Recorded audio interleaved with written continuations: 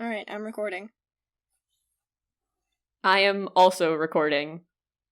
Oh, something just happened. Ooh. Oh, there we go. Okay, it just says that you're recording. Neato. It says avoid legal snags by telling people they're being recorded. So, Caroline, you're being recorded, I guess. I guess you know that now. It's Okay, fine. cool.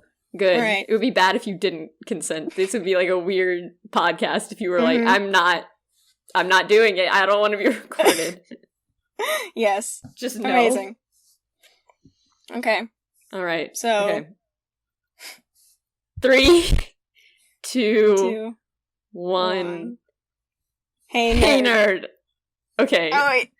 I hope that sounds good when I'm listening back and I'm not like, wow, this is super useless.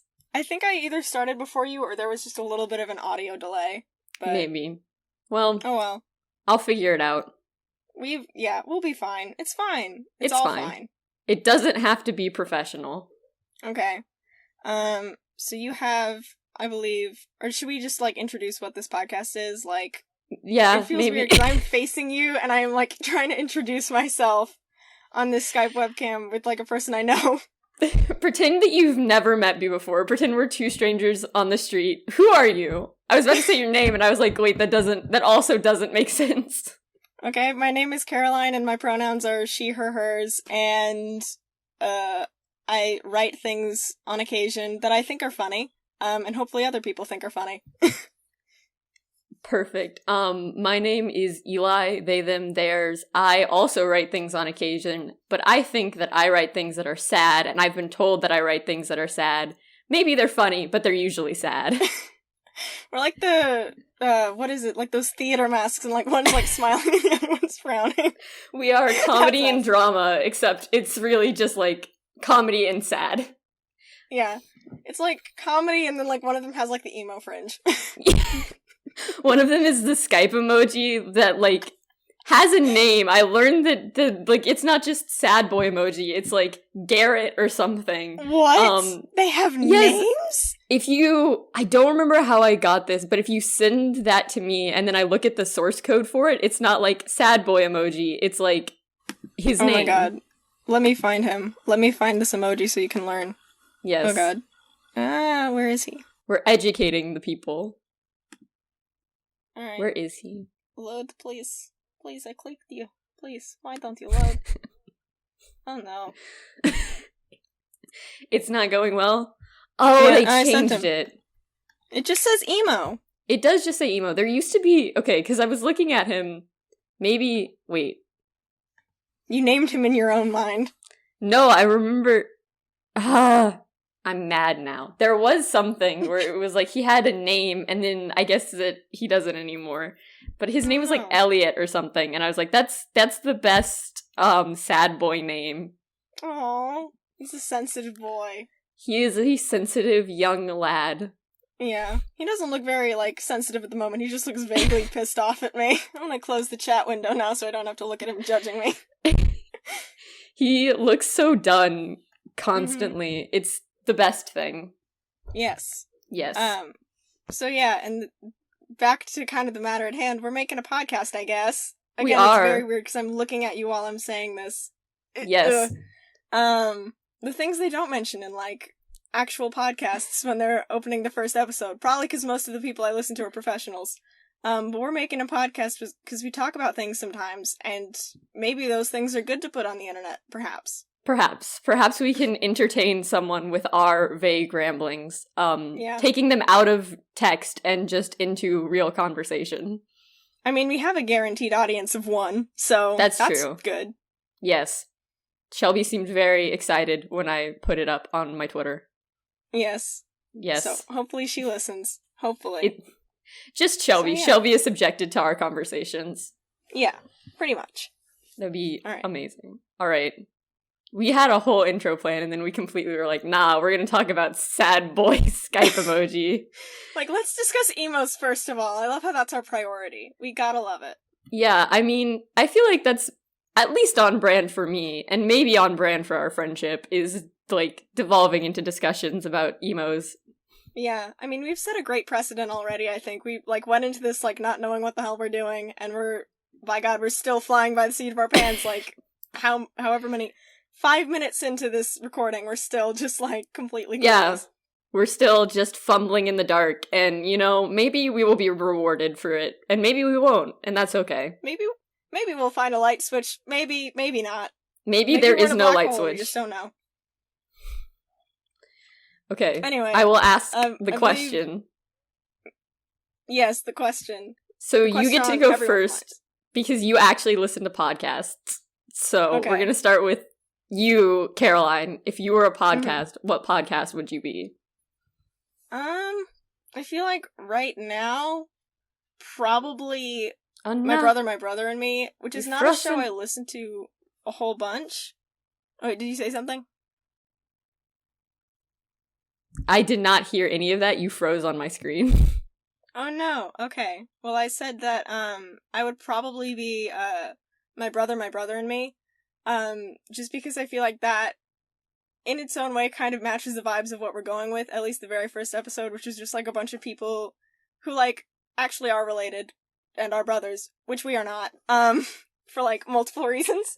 We are not for a lot of reasons. There's, like, a long list of reasons why we are not brothers. Well, two mainly, Yeah.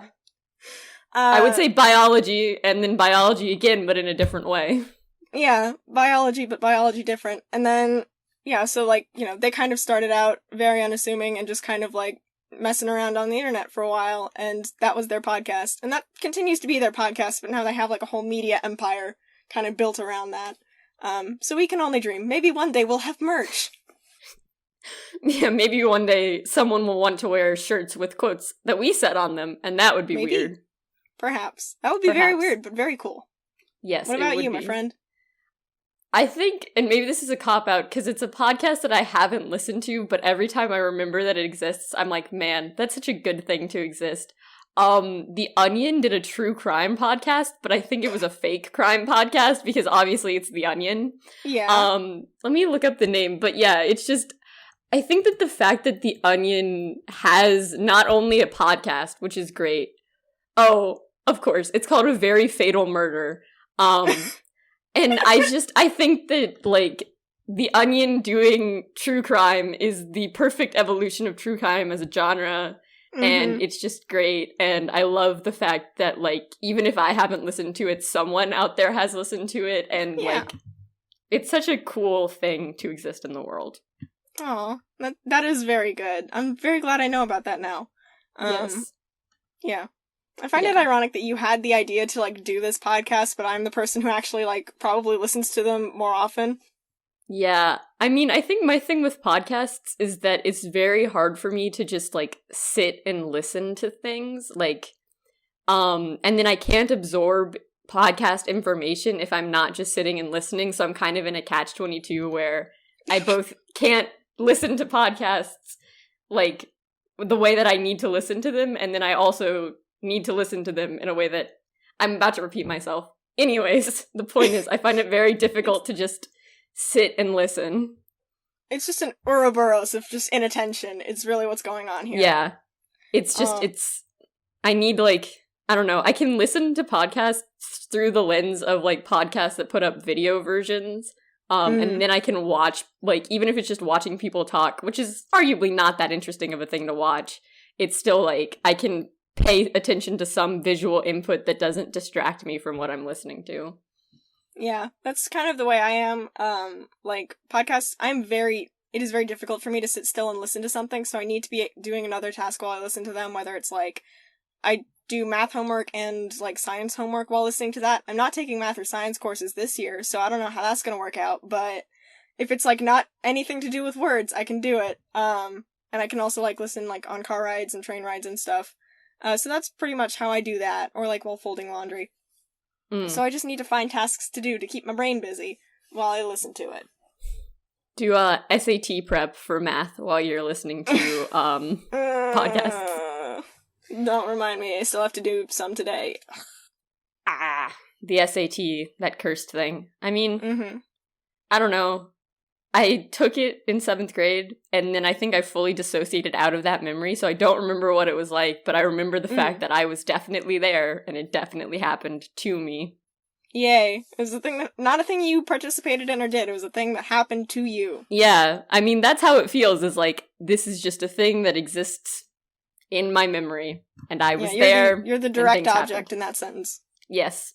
I didn't happen to the SAT happened to me. Alright, so, again, very in character for us. We've gotten a little bit off topic. Yes. I believe you have a thing to share with me, that you mentioned? I do. Okay, so, there's a long-winded explanation for how I got here. Or not long-winded. We both watch, Dimension 20, right? Mm-hmm. Yes. And I watched A Crown of Candy. I'm watching that right now. So I was on the A Crown of Candy Tumblr tag. And there's been a thing going around about, like, a mix of beef and candy, and I don't know where it started, but it started somewhere. Is it like a shipping thing, or, like, it's a thing? It's, like, the main characters, or most of the main characters belong to, like, the royal family, the Rocks, and then someone had just said Beef Rocks, which is a cousin of this royal candy family, but is made of beef. No. But the point of all of this is that I was on the Tumblr today, and I found a link to this thing about beef fudge. Oh my god. Which is not like fudge with beef fat in it, which is a thing, and I know about. This is someone straight up put roast beef in fudge. Oh my god. And I was like, this is such a cursed thing, where it's like butter, evaporated milk, sugar, chocolate chips, marshmallow cream, vanilla, chopped walnuts, all normal things that go in fudge, but then also roast beef. Oh my god. Walnuts can be added for extra taste, but this is luscious fudge with only the ground beef for crunchiness. Ugh, this is cursed. Yeah. This is an elegant way to use up leftover roast beef. I have never heard of anything more inelegant or unchristian in my life. I also like how they said it takes away the sweetness and yet adds nutrition, as if people are making fudge and expecting it not to be very sweet and not at all nutritious. Yeah, of course it's a Montana person doing that. They don't have anything to do up there. Yeah, so I felt like... That is a cursed looking cookbook cover, my god. Why? So there's this cow with a bow that's licking its lips at a piece of steak, I assume? Yeah. So is this advocating cow cannibalism? I feel like we're looking at something that advocates cow cannibalism, which is its own weird thing. Yeah, no, I'm glad that we both had the exact same thought about that, because that also crossed my mind the second I saw that. Oh my god. Oh, someone else commented on that on this site. Oh my god, this is great. Lovely. This is great. Okay. So lovely. This is all I had to say about it, is that, like, I found this thing and I was like, that's super cursed. I need to tell Caroline about it. Yeah, that is very cursed. I'm not sure you needed to share it with me, but, I'm glad you got that off your chest. Yeah. It exists in the world. It's not just something that's gonna be in my head. It's gonna be in your head and, everyone who listens to this. So Shelby. It's gonna be in Shelby's head, too. Yeah. Hi, Shelby. Now you have beef fudge in your brain. Have fun with that. Yep. Look it up. Look at God. the same cursed image that we looked at. I love how there was a housewife in Montana somewhere that was like, hey, you know what? I have all this leftover, like, prime rib from, the barbecue and whatnot. What's a way for me to use this up? Not, like, making sandwiches, which is the normal way to use up leftover meat. She's like, no, you know what? I'm gonna be fancy. I'm gonna make some fudge. Like, did she tell her family before giving it to them? Or did they just, like, eat it and were like, fine, and then had to be cursed and burdened with the knowledge that they just ate beef in fudge? Or did they, like, never learn? Did she just continue to make beef fudge and, like, keep it a secret to herself the whole time? Because it's like... But also imagine going to college and being like, nah, man, my family has a secret brownie recipe, and then just pulling out roast beef.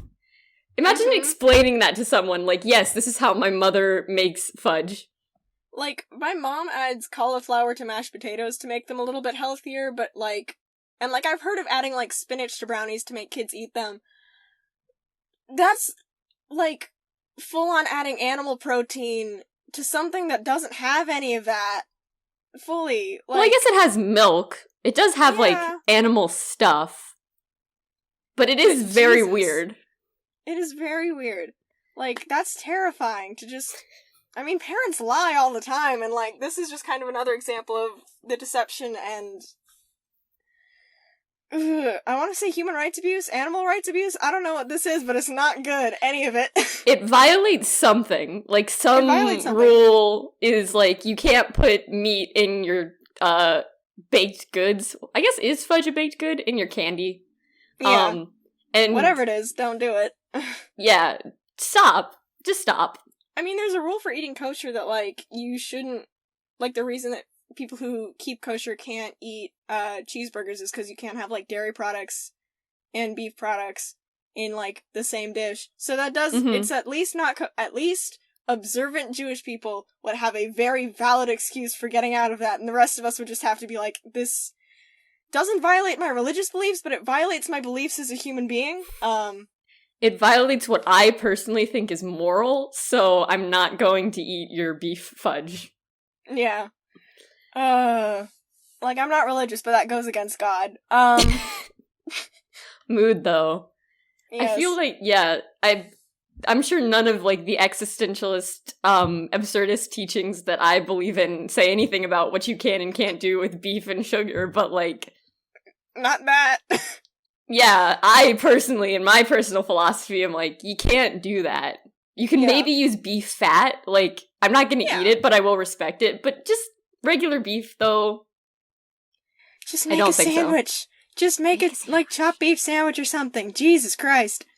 Or give it to your dogs. I'm sure your dog would like just beef. Yeah. Beef. Or cats. Cats are carnivores. Yes. Any carnivorous animals you have in your house, in your life. Mm-hmm. Anyway. So this is my transition into talking about D&D, because I came across this because of D&D. Mm-hmm. So yeah, I guess it's really not much of a transition. We're just cutting it here. Yeah, we just kind of say, I feel like every single segue we've done has been less of a segue and more of, like, just kind of a backflip into the next topic. Yeah, we're just, cutting between things at random. Yeah, we're just kind of being like, so we're done talking about this thing, now for this next thing. And this next thing being, D&D. Or Dungeons and Dragons. Yes. For the unfamiliar. Yes, Dungeons and Dragons. No, I'm gonna look up some quick history of Dungeons and Dragons. I imagine, again, if it's just Shelby knows what Dungeons and Dragons is, but I don't know. Does Shelby know the history? Shelby decides to show this to someone, maybe. Maybe we need to explain ourselves. Maybe. Alright, okay, I'm on the Wikipedia page. I'm not, I'm on the Google auto-generated page, but Dungeons and Dragons is a fantasy tabletop role-playing game originally designed by Gary Gygax and Dave Arneson. It was published in 1974 by Tactical Studies Rules Incorporated. The game has been published by Wizards of the Coast since 1997. That's nice. All the history you need to know. Yeah, that's it. Tabletop role-playing game, which means you get sheets of paper, and then you pretend to be a character while sitting at a table. Generally. Yes. I guess tables are optional. We're not all playing at one table currently for our big campaign. That's true. Because we're playing online. Over Skype. This very communicative service that we're using right now to record this. Yes. It's very convenient. Skype really coming through in the clutch during this quarantine mess. Yeah, so I guess that's the general history of D&D. What is your personal history with D&D, Eli? Like, how did you get into this? So D&D is... This is such a dumb thing to say, but, like, D&D is definitely something that I, in part, inherited because I grew up in a house where, like, the first edition of Advanced D&D is just, like, displayed on one of our shelves. My dad played it. He has all of the books. So my dad is a big nerd, and one of the pieces of evidence I have for that, other than, like, all of the pieces of evidence I have about that. His entire existence, Space Dr. John Scroll, is that he has a, like, instead of having a fishing box full of fishing stuff, he has a fishing box full of his old Dungeons and Dragons figurines that he hand-painted, and just has, and he has, like, so many of these Dungeons and Dragons figurines, so I think in one way or another it was inevitable that I would at least know something about D&D, if not getting Mhm. into it myself, just because it's in just my house and the Mhm. world that I inhabit. Yeah. Yeah, he keeps, so I have, like, a bunch of little plastic figurines that I've been using for my own, like, this is how the battle goes. But he keeps, every time I'm like, they're fighting someone today, he's like, do you need figurines? Do you? Would you like them? Can I offer them to you? Aw, that's very sweet. So yeah, that's kind of my personal history with D&D. What about Nice. you? Mine's a lot more recent. I think, Jesus Christ, I'm trying to remember when I started listening to the Adventure Zone, and it must have been around freshman or sophomore year, because I got into Welcome to Night Vale at the same time my friend got into the Adventure Zone, and so we were kind of like, always kind of trying to get the other person to listen to our thing, and eventually I acquiesced and listened to the Adventure Zone, and it's just a really fun thing. And we also had, like, again, I think around freshman year, maybe 8th grade, my brother was into D&D, and he got, like, the little starter set that's, like, got, like, a 5-page rule book. And he tried to get some of the neighborhood kids together to play. That didn't end up working out, because no one was really interested enough to go along with this, like, whole campaign. But we had the dice, and I listened to the Adventure Zone, and I got really interested, and kind of learned more about it through that, just kind of through osmosis, and then I sort of picked up other, like, D&D related podcasts and pieces of media along the way. So yeah, it's definitely a lot more recent for me. But yeah, just kind of learning through osmosis. I think I only have experience kind of with, like, 5e related stuff. Did your dad play, like, first through, like, is he up to 5th, or what editions did he play? So I know he played, I don't know if he played, like, first edition Dungeons and Dragons, but I know that he played first edition Advanced Dungeons and Dragons, which I believe was the 1977 release, but also I wouldn't, if you want to know the actual history of D&D, I would suggest you look it up. I'm not, like, a scholar or anything. Or get your dad involved. Or get my dad involved. But I think he played first edition Advanced Dungeons and Dragons, which is now what, like, Dungeons and Dragons 5e is the descendant of. And I think he might have played second edition, but then I don't think he played 3rd or 3.5 or 4th edition. And then he's played a little 5th edition with me, but that was, like, in relation to just, I wanted to familiarize myself with playing 5th edition, and so I was like, Father, will you, like, DM, just, like, because you can play D&D one-on-one, we have this, one of, like, the pre-made books of, like, Dungeons and Dragons, is the Tales from the Yawning Portal, which has, like, a little adventure in it for, like, 1st through 3rd level players, I think. So he, like, DM'd that with me. But I would say, like, his expertise with 5th edition only goes as far as, like, stuff he learned by just DMing a 5th edition, like, a couple sessions of a 5th edition game. I will say, like, personally, I realized I didn't actually talk about how I got into D&D, like, outside of my father. You made it sound like your dad just kind of handed you, like, the player's handbook and was like, my child, the time has come. Yeah, he was like, this is your legacy, and it was just, like, a whole stack of D&D books. No, it was when, so he would talk some about playing D&D, but it was when we were freshmen. I don't know if you remember this, but there was, like, a Dungeons and Dragons club for a hot second, like, maybe 3 weeks it existed. So that's where I, like, created my first character, Elven Rogue, baby. Never played that character. Did not get played. But then I was like, wow, character creation. I'm such a nerd. And I made a whole bunch of characters. And then I've, like, played and DM'd some. I've never really DM'd, like, a big thing until our current campaign, which is a lot. all homebrew. Yeah. All homebrew.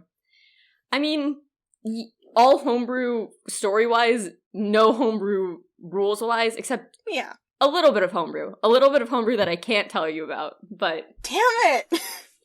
There is homebrew, and it's coming soon.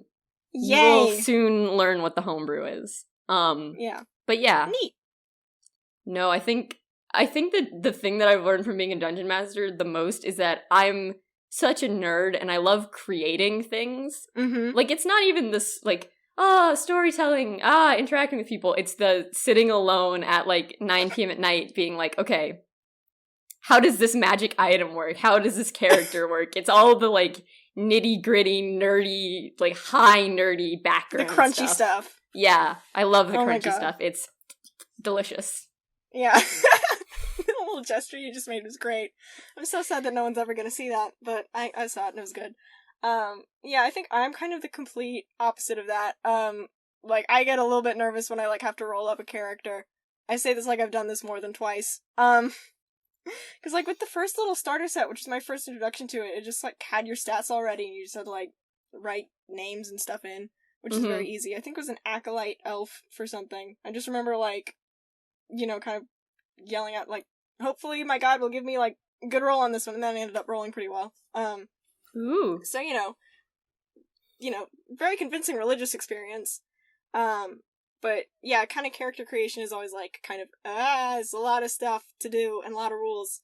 So I kind of like the parts where I'm just like, this is my character, and this is kind of, like, I mean, you know this from, like, the entire little backstory that I have, which is very long and also completely pointless, because I think none of it really applies to, like, the actual main story, but it was just like, here's my character's life trajectory from, like, age 6 onward to adulthood, and just kind of coming up with that little, like, I don't know, the human person aspects of my character, like, the fun parts, and I think just the interactions and, again, the storytelling as well, just because, like, I'm a very character-first writer, and so getting to literally live as a character is a very fun experience, as well as just, like, kind of the interactions that we have, you know, during the sessions, which is just great. Yes, I'm like, yeah.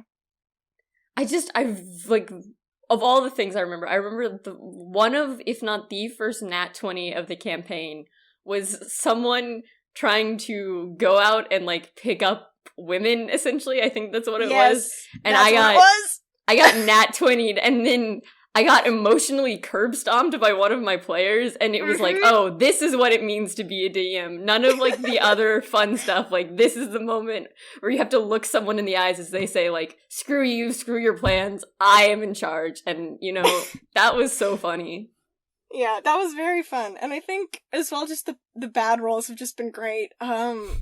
I'm referring specifically to when I'm gonna call out Shelby here, so Shelby, if you're listening, this is the moment where I put you on blast, so you may want to stop listening. We'll put a timestamp in, like, whatever description we have. Yeah, I will text you a timestamp of, like, don't listen from here to here if you don't want to hear Caroline just berate you. Yeah, so Shelby's character is, like, you know, heading home after the big fight, and Shelby's character, Fidelia, has a fiancé named Thea, who's just, like, I think one of my favorite NPCs we've met so far, in terms of just, like, how cool she is. And Shelby made the mistake that every, like, lawyer knows not to make, which is don't ask a question you don't know the answer to. Cause Shelby's like, oh, is Thea awake? Cause I'm coming home at, like, 4 a.m. And I just, like, heard Eli's voice just go, make a luck check. And I just knew instantly that we were in some trouble.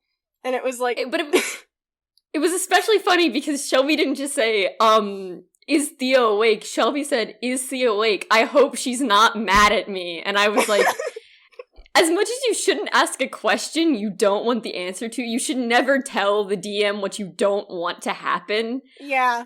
Because it's like, as soon as you provide any fuel, it's like, oh, I know exactly, like, what's going to go wrong if this does not go well for you. And just, like, Shelby was laughing, but there was a little bit of pain in her voice. She's like, that was a 2. She rolled a 2. And then that was a point where I was very glad that my mic was off, because I just started cackling. It was just a fun moment. I think another really great moment, and I'm gonna put Ellis on blast here, is when it was, I believe it was after he had gotten, it must have been after he had gotten Flurry of Blows, because it was when he, like, I don't remember who it was against, but he, like, tried to swing at someone, missed, and then he was like, okay, I'm going to pretend I intended to do that and try and swing at them again, and then he missed a second time, and then the third time he finally hit, but it was, like, the amount of cockiness that kept getting undercut by, like, bad rolls was so funny, and especially funny to narrate. Yeah.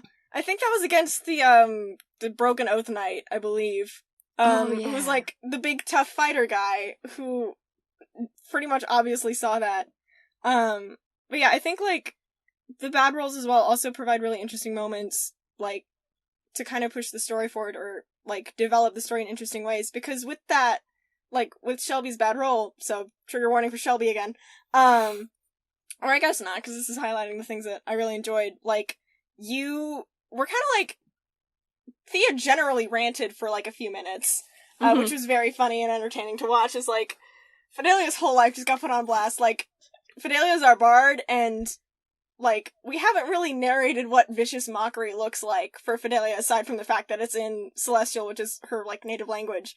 But I imagine that like what Thea did to Fidelia was very, very close. Yes. In terms of just, like, rage and just verbally roasting. But at some point, Thea, like, there was kind of a moment where, like, if I could feel that you'd hit on something and you were like, Thea started expressing concern, like, there are people in the city who look like you who have been getting killed.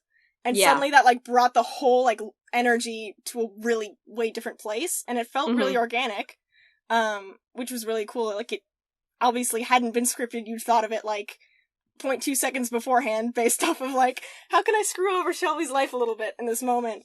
But yeah, it felt, like, reflecting on it, it was probably one of my favorite moments because, like, sometimes, you know, people do get mad and they can't really articulate why until they hit on, like, the really important big reason. And so kind of, like, seeing that side of Thea and kind of seeing that seriousness in what is, like, normally a pretty high-energy, goofy campaign was really interesting and, like, it was a little window into this NPC who, up until that point, had just been kind of, like, cool and unaffected by a lot of stuff, and was just generally, like, seen as very powerful, and it's like, oh, she has a vulnerability, and she has a weakness, obviously the person she's engaged to is in danger, like, duh. So yeah, that was a really cool, like, moment of story development, if not pushing the story forward. Yeah. Thea's a really interesting character to play, because, like, as opposed to all of you guys as PCs, which are kind of like, not necessarily vigilante justice, but definitely vigilantes, or at least existing outside of, like, a power structure. Thea straight up works for, like, the magic FBI, and so she's a lot more into the whole, like, I would say, like, the crunchy side of, like, what it looks like to be a magical person in this magical world. And then I think it's also that, like, it was only as I was narrating Thea in that moment that I realized, like, it's not just Fidelia, it's a lot of, like, the characters in this campaign do fit the profile of, like, the girls who have been out getting murdered. And that was, like, a very interesting thing to come into in that moment is, like, oh, of course, like, people around them who know what's going on are gonna be scared because, like, it is just young women going out and, like, you know, actively messing with the entire kind of dangerous situation. And big scary, but good. Big scary, yes. I was gonna say, I do understand, like, the impetus to write a whole bunch of character backstory. Just because when I was playing in, I guess more My Friend, but, you know, Jack ran a campaign, like, a couple of things of a campaign, and I had this, like, I think Way of the Shadows monk, and I wrote, like, a full 4-page, just, like, this is my life story, this is why I don't live with my family, real sad boy hours, like, I imagine so.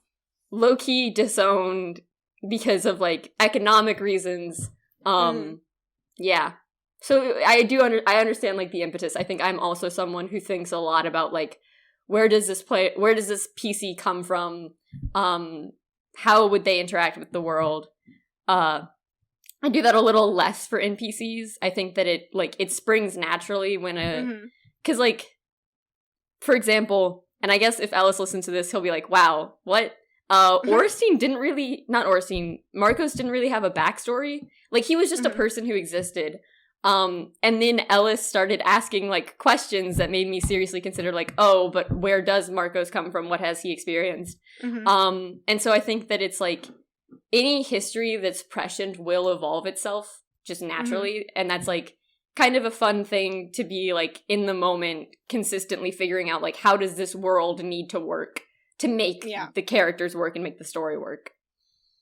Yeah, I think, like, just kind of asking yourself those questions is really, like, fun to do, because I remember, because, like, we're playing a very urban campaign, and I decided to pick a druid as a class, which... The furthest from urban you can probably get. Furthest from urban you can get, and so, like, you know, at some point I just kind of realized, like, oh shoot, I really do need a justification for, like, why I'm so into nature, and, like, why I have these convictions. Because I think something that I didn't really realize about Solwyn, my character, until, like, the first fight was really, oh, yeah, I would be uncomfortable killing someone, like, in real life. So, how does that play into that? Why does Solon feel so strongly about that? And, like, why is she so into nature? And that was the springboard for a lot of, like, general backstory. And then there was just some, like, goofy, like, headcanon stuff that I was like, I want to make sure that this is known to somebody, even if it doesn't ever get involved in the campaign. So yeah, I think just, like, I don't know, it's an interesting mix to, like, kind of see, like, okay, well, this thing I hadn't considered before introduces all these new questions, so, like, maybe I do need to take some time and figure that out. And it is a very interesting thought exercise to try and figure out why I think murder is bad, because typically we don't have to articulate that as people. We just kind of understand it. So, like, explaining why, like, I don't think it's justified to take another life was really kind of interesting. It makes for some interesting conversations within the party as well. Yes, that I think one of the most interesting, like, and it was pretty much a full session, but it was when you guys were trying to interrogate Ford. God. I think as a DM, you definitely get opportunities to sow discord, but you never get it as, like, beautifully and also painfully as, like, forcing an NPC to, or not even forcing, but having an NPC ask a character a real moral question that they don't have an answer for. Yeah.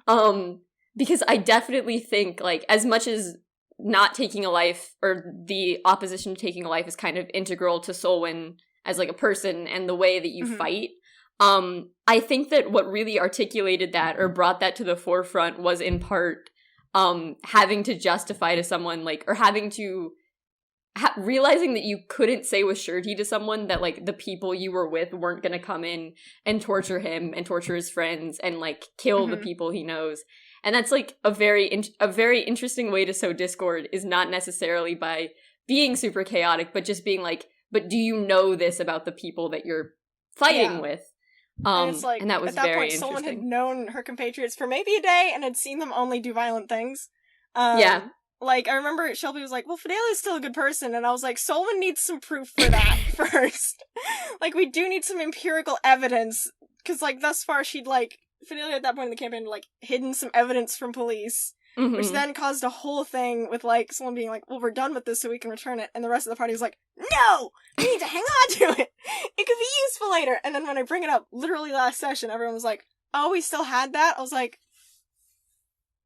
Or they're not even like, oh, we still had that. They straight up forgot what it was, which was the funniest thing, because it was that Shelby's character took stolen evidence that, like, I was like, this is clearly stolen evidence, and Shelby's like, cool, it's mine now. And I believe that Shelby got put on blast for that, not only by you, but also by Thea, who was like, please return this evidence. I think at some point, yeah, I also remember, like, the early interactions with Thea were just generally along the lines of Thea being like, there's no skin off my back, like, who gives a shit? So, I think that was also, like, playing into that as well, but it had been stressing me out for so long, because I am the player who takes notes, and that means that I remember stuff way longer than most other, like, members of the party do, and I was the one who's directly affected by it. So I was just kind of, like, constantly worried, like, when am I gonna get an opportunity to return this, because I don't want to get murked by a bunch of vampires, like, for keeping this evidence that they clearly stole. So yeah, like, it is interesting to kind of be put up against the other players in that way, and, like, yeah, have, like, kind of trust and faith questioned in them. Because another part of, like, why I wrote such an intense backstory is, like, well, why would Solomon be hanging around with these guys if, like, they do things that she's opposed to? It's like, well, she has an obligation to them because of X, Y, and Z, like, lore reasons. So yeah, having that kind of dynamic is interesting. I don't think I'd really considered just how much the other players were willing to, like, rough people up in order to get what they want, which was interesting. It is interesting. It is also interesting to think about, like, I don't think I asked anyone, like, what their player morality was. Like, that wasn't a thing we really talked about. I explained kind of generally what it was, and then, like, it happened. So it's very interesting to watch people and, like, not remember what their alignment is, but then think, like, oh, but you're definitely, like, the play style, just the character, is very much, like, this alignment, or will dodge between these two alignments. Which is very interesting. Yeah, I think in that first and third session, maybe, I'd been, like, not necessarily stressed out, but just kind of, like, I don't know, a little on edge, because I think when we were building the character together, it was like, oh, well, she's a half-elf, so that's gonna be chaotic, and then I was, like, playing this character, and I was like, well, she's not chaotic at all is the thing, like, she's very much, like, holds to authority, and so you were just like, you can change that if you want, you know, and, like, just kind of realizing, like, oh, it's not set in stone, it's something that I have a little more freedom with and can kind of come about organically, was really cool. And then I literally listened to an episode of Adventuring Academy that covered that exact same topic, like, the day after, and I was like, well, I could use this advice, like, while I was still building my little baby. But yeah. Yeah, I do think, and I don't think I've ever watched it all the way through, but, like, definitely the Adventuring Academy on building well-rounded characters is, like, a really good thing to listen to if that's just kind of something you struggle with, or if it's, like, I think a lot of times it's, like, listening to D&D and playing D&D is what assures you that, like, you don't have to exactly know what's going on, or, like, what X thing means, which is very cool. Yeah. And I think, like, again, that conversation with Ford was really kind of impactful, because now I think I'm kind of playing also with the knowledge that, like, I mean, we spared the life of one guy in our most recent fight, because the other one was genuinely, like, gonna kill everyone else if we didn't get to him first, and the other one was a hellhound that we tried to tame and then learned too late that that's not a thing you can do with hellhounds. I really wanted a demon pet, but I guess that wasn't in the cards. Which must have been so interesting to watch us discuss as DM, as, like, you know this, and we're just, like, completely... Yeah, it was very funny, like, looking at that and thinking, because for a couple, like, as you guys were discussing that for a couple seconds, I was like, oh, they're really about to just straight up screw over my plan, because, like, yeah, if they tame a hellhound, I can't not let them do that. But as you guys were doing that, I was reading back over the hellhound thing, and it's like, from the monster manual, it's like, you can tame them, but only as far as, like, if you're actively allowing them to, like, commit murder and slaughter people, and if that's not a thing that you're gonna let them do, then they're like, I'm going to kill you. Yeah. Which is very interesting. It's also interesting, oh, well, okay, are you okay with, like, a minor Fantasy High spoiler? Yeah. It's very interesting because of, like, diverging from that, in Fantasy High, the hangman is a hellhound. And so it's like, you can tame them, but then generally I was like, I think that I'm gonna stick to the lore book on this. Yeah. This one specific instance.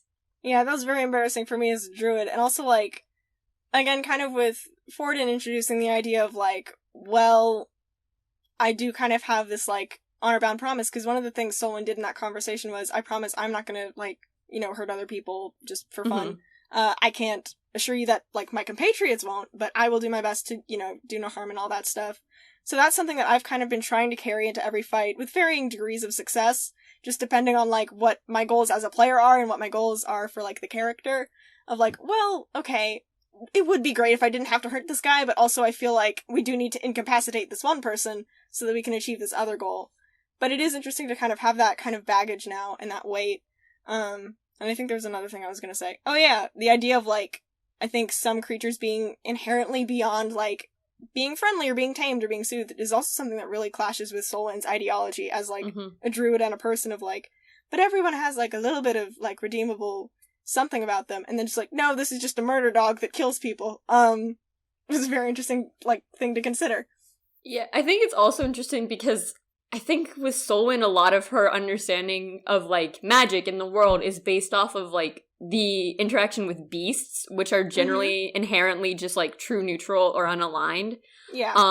But then when you get into things like monstrosities, which is what a hellhound is, those come with their preset alignments. And so I think, like, a big challenging thing is the difference between, like, things that are animals and are therefore, like, animalistic, and then things that look like animals but aren't, and are instead fiends or monstrosities or something that comes with, like, an inherent alignment, an inherent way that it behaves, which is, like, not something I considered, but something that I'm, like, now thinking about, like, how do I incorporate that into the story? How do I incorporate, playing to different players' strengths? Because I definitely think, like, some players have had, like, a lot of opportunity, because we have charisma-based players who are very good at, like, the interrogation and convincing people, and we have, investigative-based players. But I feel kind of bad for, Orestein, because other than, like, threatening Ford, I feel like there hasn't been a moment where his specific skill set shines. His story has definitely been, like, a big thing. Yeah. But it's, like, trying to balance... I guess my thing is, like, as a DM, you learn that, like, balancing is more than just something that you have to do for, like, encounters. It's also, like, in the actual roleplay in this campaign, you have to, like, reevaluate what's working and what's not working for specific people, and how to, like, bring people into the story more. Yeah, especially considering that we have, like, a really big party by most standards. It is, like, 6 people, not counting you, which is, like, I think at the upper limits of what most people consider a reasonable size for a D&D party. I think, like, 7 players and up, it's generally recommended you split the party into, like, 2 groups. So I think, yeah, juggling all of that must be super difficult as well. And it also makes combat very long. It does make combat very long. Yeah, so...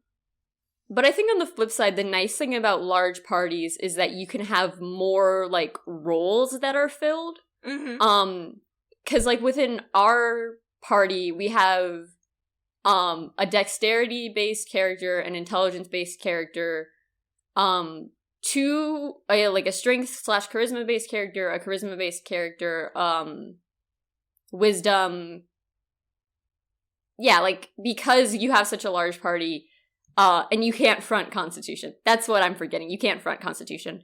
But because we have such a large party, it allows for, like, a more diverse cast of characters, which means that if I need to, like, have you guys break in somewhere, you have, like, a person who's good at that. And if I need you guys to, like, intimidate or convince someone of something, you have people who are good for that. I think that, like, large parties, as much as it is hard to keep track of things and it extends combat, it also means that you can do bigger combats because, like, you have enough people to fight an army, as opposed to, like, 3 people, which makes it harder. And you can do, like, you get more opportunities to specialize or to broaden the horizons of the campaign. So there's, I guess there's, like, a give and take to it. Yeah, for sure.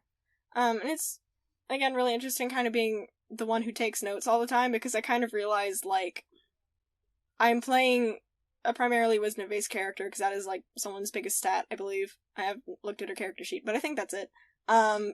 Yeah, druids normally front wisdom. It would be weird if a druid didn't front wisdom. Yeah. Oh man, a charismatic druid. What? I'm trying to think. I guess that would be, like, Steve Irwin, maybe. It would be like a sorcerer or a warlock, maybe. Yeah. But kind of, like, having that stat, and then also being, like, I don't have to worry about that clashing with my playstyle, because I am the person who likes kind of piecing things together and figuring things out, not necessarily knowing a whole bunch, but, like, sort of, yeah, just, like, puzzling things out, and I was like, oh, that's kind of a wisdom thing. So it was kind of neat to do that, and, like, not have to worry about, oh, would this, like, clash with what my character does, or what my character knows, because, like, well, no, she would be as into this as I am. So yeah, benefits of designing a character very close to you as a person. Yes. Which is nice. It is nice. It is, I think it's interesting also, because as much as it's, like, very cool that you take notes and that you're kind of keeping that information for the party, I find it very funny whenever you know, like, intelligence-based stuff that the wizard doesn't know. I know. Or when you know, like, people's backstories. Yeah. And especially, like, and here's a little secret. When you know things that, like, I know I've said, but I don't remember, because I make up a lot of stuff on the spot. Yeah. And so, like, I will say things, and you'll make a note of it, and then you'll mention that name later, and I'm like, oh, cool, I forgot that that's what it was. Yeah, I think another thing that happens is, like, you'll be saying something, and I'll be like, I I think at some point you were like, oh yeah, I think I said that, like, the phylactery broke in, like, the 1920s, and I was just, like, muttering to myself, like, 1925. You said it was 1925. You need just, to like, start sending me, like, pictures of your notes, and I can be like, thank you, this is the repository of information I need. Here's what I know that maybe should be helpful. Yeah, that'd be fun. And you can also see, like, you know, kind of what I find important, and what has kind of loosely been connected. I've been able to theorize a lot more about what's going on, and, like, trying to solve the mystery as much as I can, which is super fun. But it's also, like, I don't know, it's interesting because it's, like, a lot of the times, a lot of my theories haven't really gone in, like, the direction I expected them to, which is kind of wild. But yeah, it's very fun. I think that my favorite example of me just, like, knowing something that really shouldn't be the thing that I know, or, like, that I am the one keeping track of, is when Ellis was like, oh, has Marcos knew someone with, like, a K in their name, right? And I was like, no, Marcos has known someone named Alyssa, and that is it. That is the only person that we know in his backstory. And Ellis freaked out. He was like, how do you know that? I was like, I wrote it down. I take notes. Yeah, it's in your little character section that I have for you, so I can keep track of who knows what and, like, has what relationships with whom at what time. Which has proved very useful. So just, like, those moments of, like, oh god, like, I am probably doing more than most other people, it's just, like, it's fun, but it's also just kind of, it's a little bit weird sometimes of being like, wait, so this is not how everyone else is playing the game? No one else is keeping, like, very, like, diligent track of what's going on? That's wild. Wild. So, yeah. But it's also, like, I think it makes it all the more funny, especially when I'm watching, like, I'm explaining something. And it's both funny when I want you guys to figure something out, and then also when I'm, like, explaining something where I'm like, oh, they're probably not gonna catch this, and that's fine. But it's very funny to watch you, like, put stuff together, and then have, like, not experience, because I do experience that somewhat with other people, but, like, more than anyone else, you're the one who's, like, figuring things out just by the very nature of you take notes. But yeah, I think also, and here's a little behind the scenes for you, Caroline. Oh boy. Lodestones and, like, their importance was a fully improvised thing. I did not plan for lodestones to be, like, part of the story. I didn't, like, in the first session, when it was like, what is this thing? I was like, oh, it's a lodestone. And then now that's become, like, the crutch of the whole campaign, I guess, is these things that, you guys were like, this is important. And I was like, okay, fine. Yes, it's important. Yeah. Like, I'll just kind of, like, latch onto a thing where we're like, this is the most important thing that's going on right now. And then just kind of, like, march around with that. Like, that being said, there's still stuff from, like, the first session that I'm, like, still curious about, because, like, Ryan's character fully had to fight off a bunch of what I now know are called monodrone thingies. And we still don't know what's up with that, which is just, like, something I'm keeping in the back of my mind is just, like, that's fun. That's a fun little thing that we just never got explained. That could not be... Yeah. Like, the possibility that they're not connected to anything in any way, shape, or form is just very deeply funny to me. Like, they just happen to be there. What was it? They were stealing circuit boards, right? Yeah, I believe so, yeah. They were, like, stealing computer parts, I think is what I wrote down. And I was very confused, because I think I, like, kind of wobbled in and out of paying attention to that particular thing. So I came back and, like, no one had said the name of the things, and so I had to go by, like, what I either was, like, a nickname for these things, or, like, was the actual name, and I think what I wrote down was, like, someone said fear guys at some point. I was like, okay, that sounds like a thing. Like, no, they're not, this is not a thing, I looked it up, it's not a thing in any way you can phonetically spell that. So that was just a very, like, interesting moment. This is, like, it led nowhere, but it was such a thing that I was, like, intensely focused on for a minute. It was just on my own time. Yeah, I think it was also, what was it? It was that they were called Jigglypuffs because, like, something about the way I explained it, someone's like, oh yes, Jigglypuff, and I was like, yes. And as I was listening to you guys ascribe that, I was like, oh, if you guys ever figure out what this is or see it, you're gonna be like, that's not, yeah, because they look real weird. Monodrones. Look them up. Yeah. They're weird. Yeah. So just, like, kind of remembering those parts, and I'm still curious as to how the hell my pseudo-dragon ended up in a bookstore of all places. But yeah, just, like, yeah, like, taking notes is great for figuring out things and theorizing, but it also means I have a lot of information in my brain, and, like, I don't know if it connects to anything, it's just kind of there. But when I do figure things out, I get to do a little happy wiggly dance in my chair, as I wait for everyone to stop talking so I can explain what I know. Nice. I was gonna say, So this was like a thing, and then it wasn't a thing anymore. What's your latest prediction on what bird-like means? Because I really want to keep, like, not a finger, I want to keep my, like, ear to the ground about what you guys think that means. You want to keep your finger on the pulse. Yes. I believe Shelby and I stayed on the call after the session ended when everyone else had left. Just kind of generally joking about things. So I do want you to know that, like, all of the theories, like, the first, I think, 5 theories that we sent out were coordinated attacks. Mm-hmm.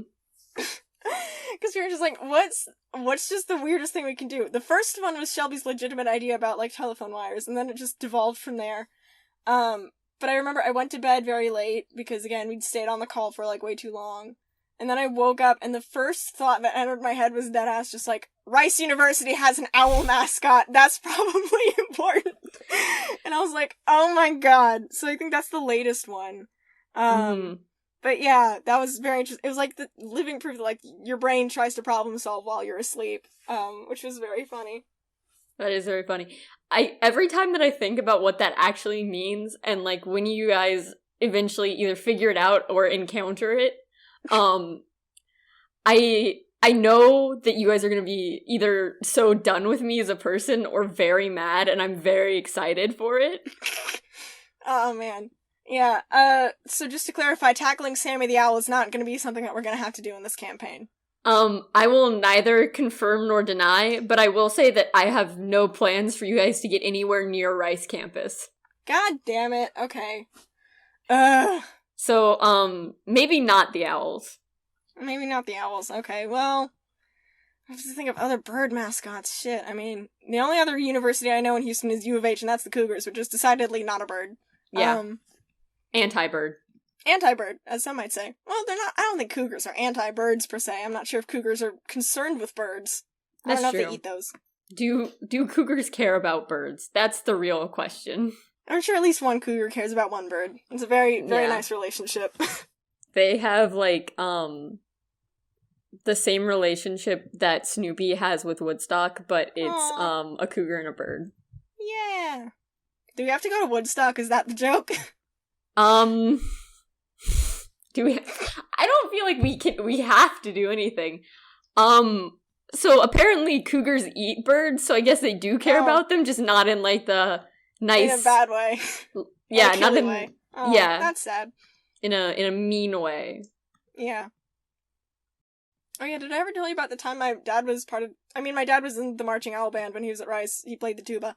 But that's not the important part of the story. The important part of the story was, I think he was at, like, he was playing at, like, against the Aggies, like, it was a Rice versus A&M football game, and I'm forgetting a lot of the specifics, but I do recall vividly that at one point he explained that he and the rest of the Owl Band had to be, like, barricaded inside the stadium because a bunch of angry Aggies were, like, pounding on the doors trying to get in, and I'm not sure what they did to piss them off.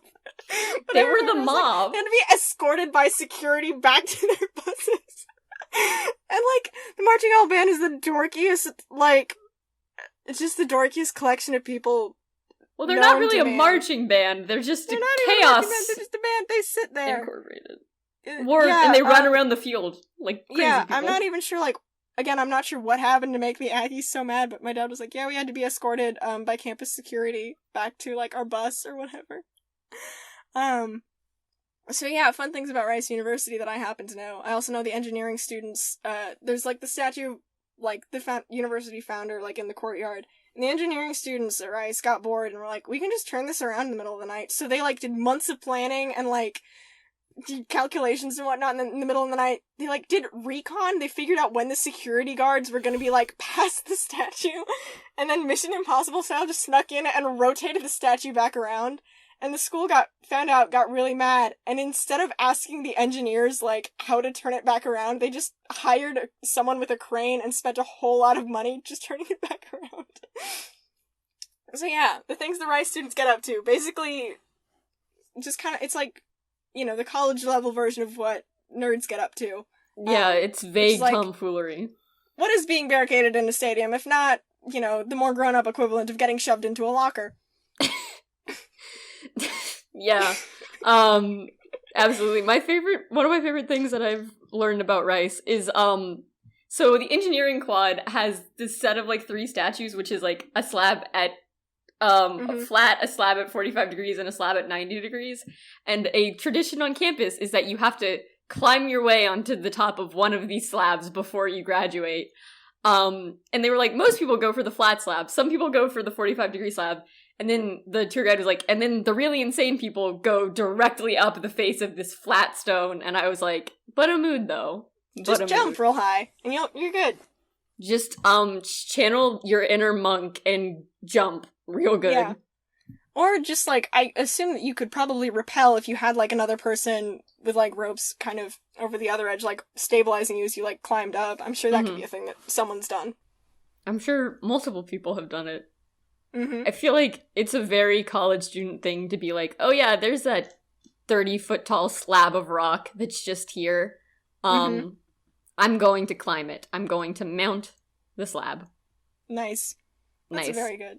Yeah, I remember also my dad was like the RA at Stanford for the engineering dorms and was like, oh, that kind of sucks. While you're a graduate student, you have to babysit all of these like other graduate students, I think, just in engineering. He's like, well, they were engineers, so like either they were going to have a social life or they didn't, and most of them didn't, so it was just letting people back into the dorm after like if they got like lost their key. And at some point he like one of the students and just I don't know what the hell he was thinking, but he was like, I'm gonna get into locksmithing, bought a book on locksmithing, learned everything he could about it, then took apart his own door's lock, and then made a master key for the entire dorm building. My dad was like, buddy, you can't use that. It's not, we can't have that. And he was like, but I want to prove that I made it. I can't just get rid of it. And he was like, just put it in like one of those like blocks of clear resin, and then you can have it, but no one can use it. It's not allowed for you to use this. Please don't make more skeleton keys. And apparently the compromise worked. Yeah. I like how the solution was put it in resin. Yeah, because it's like, well, you keep it and you can show it off still, but you don't. It can never be used to open a door. I feel like someone, if they put their mind to it, could get through resin. No, it's like one of those picture frames, or not picture frames, but like you put kind of a picture on the back of it, and it's just like, it's like a plexiglass kind of thing, where like there's no frame to it or whatever, it's just a block of clear plastic looking stuff. So just put that inside of that, and then it's encased in a block of like heavy plexiglass that no one can open. Make a vault for this key. Yeah. Oh man, I really hope that, you know, Stanford still has it kicking around somewhere. I hope they like put it on a shelf maybe as a decoration. They keep it in the engineering dorms and they were like, this is what you should aspire to be. The man who made this key. Yeah. It was like, yeah, just fun little moments that also kind of remind me of when we're playing D&D and we end up going completely off the rails in a way that, like, no one anticipated or wanted, and yet we arrive at just some weird-ass destination. Yes. Which is very fun. I don't remember what it was that, like, you guys were in the library listing off things that you wanted to learn about, and there was a bunch of stuff you didn't get to, but at a certain point I was like, wow, this has nothing to do with anything. I think it's also funny the amount of times you guys have asked me for information about vampires to the point where you've exhausted all my information about vampires. It's like, I don't have anything else to give you. We're very curious. We want to know. They're intriguing beasts. The pale, blood-sucking boys. Yeah, and that's pretty much it. Like, yeah, just the interactions with the vampires thus far have been very amusing to me because, like, the fact that Ishika and who else, like, went to go talk to the front desk vampire spawns, basically. It was Zira and Rouge, because their plan was I'm going to go and say that I am an envoy from hell, even though I've insinuated multiple times that Rouge is in fact not from hell. That was a very funny plan. The plan to be like, I'm going to go say I'm from hell and I want to make a deal with the vampires. Yeah, and then they were like surprised. It was like, okay, well we can take you to who you need to talk to, but we can't personally do anything about that. And they're like, huh? And I was like, y'all talked to the receptionist before you actually got to anyone in a remote position of power. Like, why'd you do that? That was silly. And, like, I'd been supportive of it. I was like, sure, what else can we learn? But I also like that interaction, because I believe that also led to the direct creation of Nikolai, which is, like, also probably one of my favorite NPCs, who we haven't talked to in a while. But who I love quite dearly. Nikolai, who, in that moment, as everyone was like, flirt, flirt, flirt, I don't know if you could see it in my eyes, but there was this moment where I was like, this now has to be a fully fleshed out person with feelings and emotions, which I did not sign up for on this good Saturday, but I guess we're here. Yeah, it was very funny. Just like that whole interaction was just like all of us just rooting for his hero to like flirt with this vampire dude who she'd met like 3 minutes earlier. And I think ended up becoming like the main. If the Infidelia hadn't been like the main OTP of like the whole campaign, I think this one now is. Yes. Like, it's just so cute. Yeah, I think either that whole session or the session after that was really fun, where it was just, like, mostly just role-playing and figuring out stuff about people's home lives. It was very entertaining, especially because I figured out that, like, most fathers in this campaign just passed the John Scroll dad test, which is, he says kiddo within the first 3 minutes of being introduced. Good dad. Good dad. It's been the two or the three father figures is Zira's father, who is demon, your father, who is just like a doctor, and then Marcos, who is Marcos. Yeah, and then there's the other dad for Orstein, but we don't talk about him. Matter. Yeah, we don't talk about him. We don't need him. We may talk about him. There seems to be a lot of... Yeah. I mean, we're gonna talk about him, but we don't need him around, I think, is the main consensus. Yeah, that whole session was very fun to do, and just, like, kind of witness everyone, like, really start role-playing for the first time, which is, like, something I know I've been a little bit hesitant about, just because when we've, like, done acting modules or, like, improv modules, I always tend to be, like, the person who's, like, not horrifically bad at it, but just, like, not super competent at it, and it's, like, but, like, with this, it's a lot less, I think, high pressure, because it's just, like, we're just messing around a table, and, like, a lot of it's dictated by chance and, like, how well you roll on things, so it's not, like, I have to do, like, Oscar-winning level acting every single time. It's just, like, a thing I can kind of explain, and if I really get weirded out by something, I just be like, I'm gonna narrate this in the third person and just kind of explain what I'm doing. And so I think it's also... fun. I would say it's also true of D&D that, like, unless you're on an actual play show, which we are not, you're not really doing it in front of an audience. Like, I also struggle with improv, and I think with that I fall back on the crutch of making everything a joke. Like, I don't think I could do serious improv. Every time I do improv, I have to do, like, something crazy or, like... play into the, like, weird voices or weird motions or something. Yeah.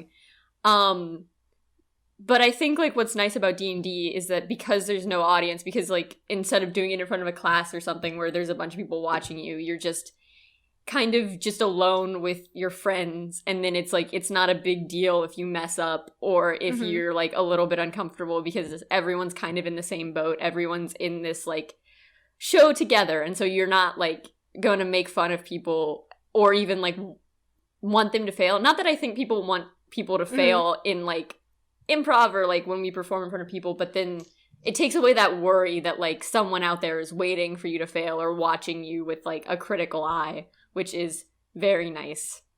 Yeah. And I think, again, part of that is just kind of, like, we're all building this story together, so there's a collaborative aspect of it that's really nice of, like, well, we're all very invested in this automatically, so we don't need to worry about, like, you know, reeling any audience in or, like, convincing anyone, because we all are already kind of persuaded and convinced by what's going on. And I think, again, that leads to, like, genuine investment and, like, emotional roller coasters. I mean, I think the first time it really happened with me was with the whole interrogation with Ford, because, again, that was, like, a big moral quandary. And I think most recently, the other moment I mentioned with the whole, like, Thea speech, as hard as I was laughing at that point, because it was a lot of, like, just schadenfreude just, like, happening in front of me at that moment. That moment where, like, the energies just kind of, like, dropped to, like, a -10, was really genuinely, like, I don't know, like, it hit different. So I think, you know, that's also a really fun part of it, because, like, we're all automatically invested, and we're all kind of rooting for each other, and we all want to, like, figure out more about each other's stories, even if one of us is maybe taking more notes on other people's stories than those people. Yeah, and I also think it's very interesting to watch how much you guys care, not just about like the NPCs that are created for you, because like you each have like a couple of NPCs who exist for you, but like the genuine amount of investment and interest and just like fun you have with NPCs that like I built for another character. Because like obviously there's like Thea, who everyone's like, oh, queen, and then Marcos, but it's also like Zira's dad, and then everyone who's like, we need to get this man a relationship partner right now, and that was really funny to see. Yeah. Man, Zira in a lot of ways is like me projecting real hard onto that character's backstory. It was just super fun just like watching that whole interaction with Zira's dad of just like, oh, and also Rouge is here for a sleepover, maybe? That's going on. And as well just having like that big emotional talk, and I was like, oh my god, this man is so cute. He has my heart. Yeah, and it's really fun just kind of doing all that. And I think another thing that like influences like how I play my morality is that I just kind of treat every single NPC like they're not expendable, which is not something that is super common. Like at least within our party. Which is kind of a weird stance to take because you make them up and they're like they're very ephemeral beings, like there's no like skin off my back if one of them dies technically. But just kind of treating them that way also like leads to more investment in the story and like makes it a lot easier for me to kind of get emotionally involved with all of these other NPCs who like end up mattering a lot to the story. Like with a lot of the dads. Yes. And the fiancé. Dads are important. The dads are important. I think it's also like one of the things that I think is specifically influenced by the fact that 6/7 of us are writers and all of us are like creative people by like the thing that we do in school, is that and especially with like the treating every NPC like they're important, it comes from a place of like, as writers and especially as like creators of narratives, we are consistently and constantly told like, don't throw in a character who's just there for like 5 seconds. Don't throw in a flat character. Make every character important. Make sure that everyone who's in your story is there for a reason and does something for the plot. And I think that definitely like you carry all of those lessons over to how you play, in that like I try really hard not to make up characters who are just like fetch quests or who are just like not there, who feel disconnected from the world, because I still have that like writer mindset of it feels disingenuous if these people don't have history and don't have interactions, which is why like you'll hear me, and it may even just be for my own benefit, but you'll hear me say like, yes, they would know each other, but they wouldn't run in the same circles, because like I have to continuously be reinvesting people, not like reinvesting the people, like the players, but reinvesting the characters back into the world. Just from like the writer side of my brain. Yeah. And that's like really interesting to kind of witness, and just kind of the variety of people that we have run into as a party has just been very interesting. And like, you know, also just like the range of voices that you do, which is really great, by the way. Like, I know that that's kind of a little bit of a vulnerable moment, like, and also I haven't managed to do a character voice for my one character that I have to do. Like, I think I maybe had a vague idea of one, and then I was like, nope, this is too hard. I'm not going to do this. So, like, props for that. And just making every character feel distinct and important in their own way. Especially when I don't think you intend for them to, like, especially when they kind of go beyond what I think their first purpose was. Like, with Ford, like, suddenly that was a whole person and not just, like, someone we were fighting. That wasn't just, like, a target for us to, like, throw spells at. That was like, oh, that's a human being. Or whatever race he is. And, like, he has feelings about things. Human man. Yes, he is a man. Yeah. He is human. Yeah, no, it's interesting also, watching, like, playing people as they become important, because I think, like, the difference between DMing and playing is that, like, when you're playing, there's an assumption that your character's important. Not in a bad way, just because, like, of course, one of the members of a campaign is going to be important. But DMing, like, there's a lot of characters who are just, like, they're here because, like, they're as much as, like, everyone's important, they are, like, a vehicle for this story. And so it's, like, it's very interesting, like, as a person role-playing them, like, feeling them flesh out in real time, which is, like, very fun. Yes, and then character voices are very fun, and it's especially fun because we're not recording these, so I often forget what character voices are supposed to sound like. That's fun. I think every time Amelia Garnetfist has been in here, she's had a slightly different voice. Yeah. Because she was, like, vaguely Irish, and then I just slowly got rid of that, because I was like, I can't do deep voice and Irish simultaneously. I can do one or the other. Play to your strengths. Play to your strengths, indeed. Yeah, and it's also just, like, yeah, just kind of realizing that as things become more important, because treating NPCs like they're not expendable suddenly can actually make them not expendable. Mm-hmm. Or if they do end up being expendable, it's, like, suddenly a much bigger deal.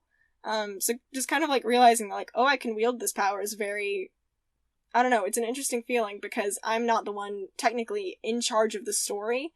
I guess, like, PCs kind of are, but, like, not in, like, the majorest way. Because we don't know fully what's going on, we don't have the full picture, and so kind of realizing that I can shift the full picture through, like, what I do and the choices I make is, I don't know, it's a really interesting power to kind of have.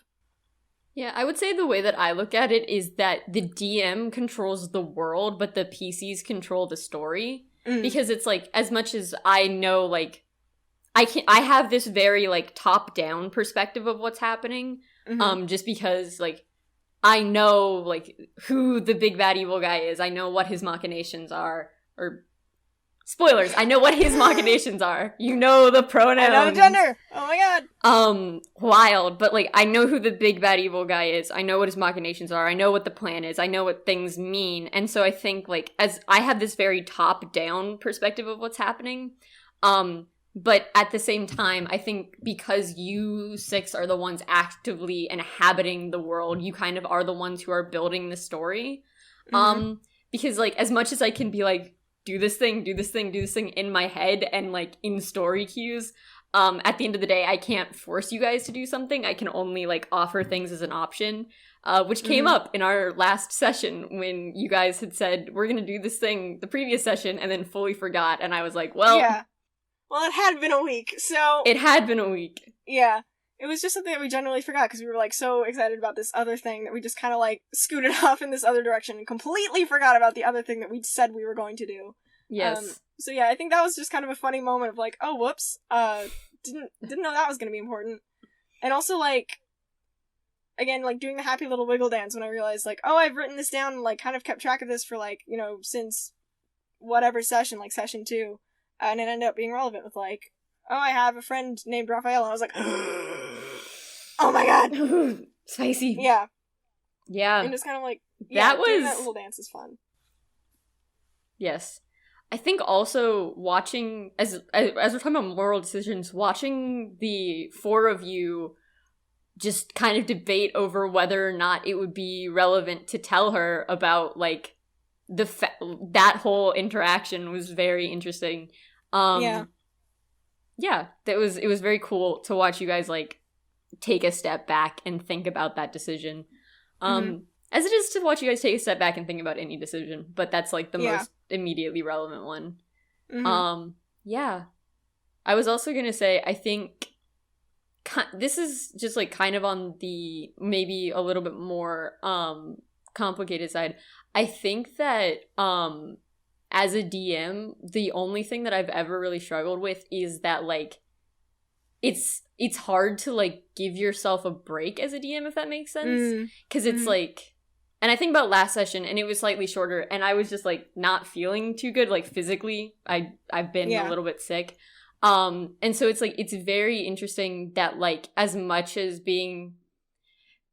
It's interesting to think about, like, how I as a person and as a storyteller am able to, like, channel even the more, like, maybe not super healthy parts into being a DM, which is, like, why I'm very grateful to have the party that I do, because I think with a different group of people it would be, like, a lot harder. I would be a lot harder on myself because of things like that. Which is a thing to say, a long-winded way of saying that I'm glad that, like, we're all kind of new at this and we're all in the same space together, because it, as we've said before, it alleviates a lot of the pressure to be, like, really good or excellent at anything. Yeah. And I think, especially considering, like, our background, which is watching and consuming a lot of, like, actual play D&D shows, I think that, I know I kind of entered, like, oh, what if I don't, like, play this funny enough, or what if I don't, like, roleplay super well, and it's like, well, there's no expectation, there's no audience, and also we are not professional entertainers. Like, that is not the thing, that's not the role that we're here to fill.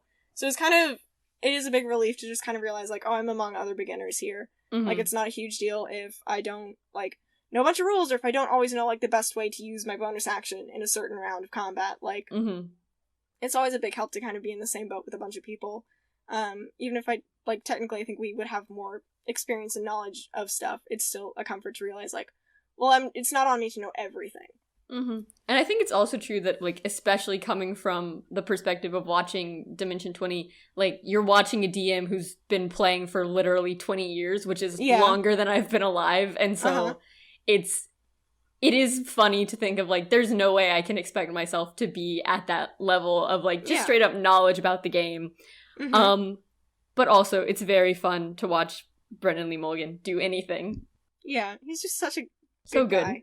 Yes, good man. Yes. Yeah, and I will say, like, having such a large party does mean that, you really have to prioritize kind of what we want to do, because it's a democracy, and so we all have to, like, put up ideas of, like, I want to go do this, and, like, no, I want to go do this, and so I know that, like, one of the big rules is don't split up the party, because it's a stupid idea.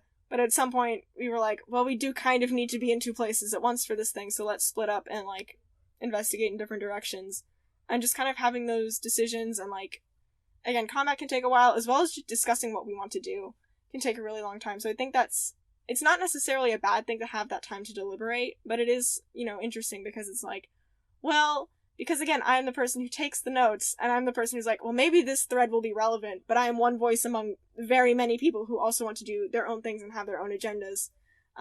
So it is also an interesting exercise in getting myself to kind of, like, take a step back and just, like, not push for, like, my own threads as much, and just kind of, like, let the majority of the party kind of do what they want and take that kind of back seat, and not try to, like, force anyone in a direction they don't want to go, because I might not know best. It might be best if we go off into, like, another direction and have a conversation with this NPC, because I think a side effect of taking notes is I can have blinders on sometimes, and so it's interesting to kind of navigate that space as well, just, like, as a player. And I think it's also true, like, as much as taking notes is, like, super important and helpful, it also, like, I think that the major thing that I might say is a downside of taking notes is it does allow, it, like, means that you're kind of playing into the cues that the DM gives, which is maybe not always, like, the most helpful or the most, like, direct way of taking care of something. Yeah. Because it's like, if you guys were only playing to my cues, I don't think you would have encountered Cassandra until much later. Just because I didn't have, like, immediate prescient plans for her to be in the story. It was, like, she existed, and then she was going to come into play later. And so I think it is, like, taking notes means that, like, you and I are very much on the same page, but I think that, like, it also means that you have the blinders of how I tell a story, whereas someone who's maybe just, like, throwing things at a wall and seeing what sticks is going to eventually hit something that, like, I didn't plan for, but is also, like, makes the story more interesting and brings us all into a place where we're kind of feeling our way through the dark together. Yeah. And I will say, like, that does mean that when I throw things at the wall and see what sticks, there is also kind of a level of me that's like, I really should know better than to do this, because I know logically it's probably not gonna fly. See, like, every single wild shape I've fucking done this campaign. It's just been like, screw it, I'm gonna be an animal now, because I can do this, and I don't really know when else I'm gonna do this. And then there's, like, the other part of my brain that's like, this is stupid, and you shouldn't be doing it. And then you kind of reinforce that, and you're like, are you sure you want to do that? And I'm like, well, now I am. Like, you've wild-shaped one time, right? Or no, you wild-shaped twice. And both times, I was, like, out of commission pretty early on into that wild shape. Like, I really should have seen that coming, but, like, yeah, that does mean it's a little bit difficult to get out of my own head sometimes, and just kind of, like, when I do random things, it's not out of, like, an earnest place, it's just 'cause, like, I just want to see, like, just how much I can mess with this campaign a little bit in my own little chaotic way, that doesn't actually break any rules, which is fun. Yeah, I was dead certain that turning into a horse was gonna get me out of a grapple, though, like, by all other laws of physics aside from vampire physics, that should have made sense. Well, okay, so the reason that it doesn't, And this is, like, a very, like, particular rule thing that I probably could have broken, but I was also like, I really want to be like, yeah, no. Yeah, this is a very weird relationship, yeah. I believe horses are large, like, their size is large. And the rules of grapple is that you can grapple anyone up to a size larger than you, and then also vampire spawns and just regular horses, or draft horses maybe, have the exact same strength score. So it's like, she is quite literally as strong as a horse. You are not. Yeah. So it's just like, oh, if I'd gone one size bigger, but I don't think I could have done that while staying within the limits of what my wild shape could do at that point. So that's frustrating. I am excited because now I can turn into an octopus, so I'm just gonna see where I can, like, shoehorn that in. You guys are at the bayou and you turn into an octopus. Yes. That would be exciting. But yeah, it is just a kind of interesting thing, because, like, part of the time I act a little bit like a liaison between, like, this is probably what's going to happen next based off of what I've seen and what I know about the rules, and also just general tone of voice that, like, you know, you give off. Mm-hmm. And also, like, pushing up against that a little bit just because, like, I kind of know what is within the bounds of the rules, and also because I know that, like, the risks that I take, like, with Wild Shape are not risks that would, like, harm the campaign super much in any way. It's very much, like, on my own time, I'm just gonna see if I can do this thing. But, like, kind of being able to sass you back a little bit is very fun. Yes. Even if it's not in character for what Solvin would do, just, like, it's something I would do. So that's a fun little opportunity for interaction. Mm-hmm. I think it's funny watching where things bleed over from, you guys as characters to you guys as, like, people who are my friends. Mm-hmm. Especially when you guys start quoting things in battle, and it'll be like, what was it? I think the first one that comes to mind is does a 23 hit, which I think I said to Orestein, and everyone got so mad about that. Yeah, again, my mic is off for most of the sessions, but I remember making Shelby laugh really hard by just being like, did he 23 hit? Like, very obviously lip-syncing that, as I, like, kind of lean back in my chair, just, like, a look of disgust on my face. Which is, like, again, just a moment where I just kind of realized, like, oh yeah, we are all new at this, because there is no frickin' way that, like, unless Orestein was wearing Kevlar and also was in a tank, I don't think that a 23... I think a 23 feet is AC. I think it's, like, the only way that you could do that is if you have, like, an 18 AC and then someone casts shield on you, and then maybe you can get, like, with the +5 buff. Or no, you would have to have a 19 AC and get shield cast on you. Yeah. Which would give you a AC of 24. But yeah, that's, like, it's very funny, just doing things where it's, like, I could just be like, oh, I know that this hits, but also, I think the nice thing about saying does a 23 hit is that, if nothing else, it informs the party that, like, this person can hit a 23 and be not critting. Like, they can hit a 23 on a non-crit roll. Which definitely, like, sets the tone for the battle, is to be like, yeah, this person can hit a 23, and this person cannot. And so now you can kind of prioritize, like, who you need to do what. Yeah, and it's just, it is very interesting to kind of watch that, and also just, every single fight we've done, Orestein has just been the one where it's like, any number you say, I think has hit so far. I think it's been very difficult to not hit this boy. It was a very low armor class, apparently, relative to his class. And so just kind of realizing that, of like, oh, this is the role that we're going to be playing, of just, like, slinging spells at, like, Orestein to make sure that he doesn't die immediately, because he has, like, apparently he did not pick his weapons or, like, his armor class to match monk things. Well, the problem with monks is that, and I think the one thing that Orestein may have messed up with on this, and this is, like, because Alice and I didn't build this character together, so I couldn't be like, hey, by the way, monk. Is that I don't think he boosted wisdom as much as he could have. And, like, obviously, and that, because monks, a lot of their stuff requires them to not wear armor, which is, like, a kind of weird thing for a martial class. So you get this feature called Unarmed Defense, which is, I believe, 10, it's either 8 plus dexterity plus wisdom, or 10 plus dexterity plus wisdom is your armor class. But if you happen to not have a super high dexterity and wisdom, you can kind of get a little bit screwed over on that. And then also, Orestein, I think Ellis went about his weapons in a very, like, character-driven way, which is completely acceptable. It's just that doesn't quite equate to super good in combat abilities. Yeah. Which is why his weapon and his fists do exactly the same amount of damage. Yeah.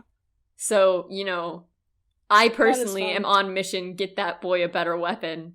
Yeah. Which you guys will probably see the outcome of soon. Yeah. Just go to what the McElroys would call fantasy Costco to just, like, go get some upgrades. Yes. Yeah, Griffin was one of those DMs who, like, the first episode was like, I'm not gonna do character voices, it's not gonna be a thing that I do, it's just not something I'm comfortable with. And then, like, 8 episodes later, he's like, I'm Garfield the Deals Wizard! Welcome to Fantasy Costco!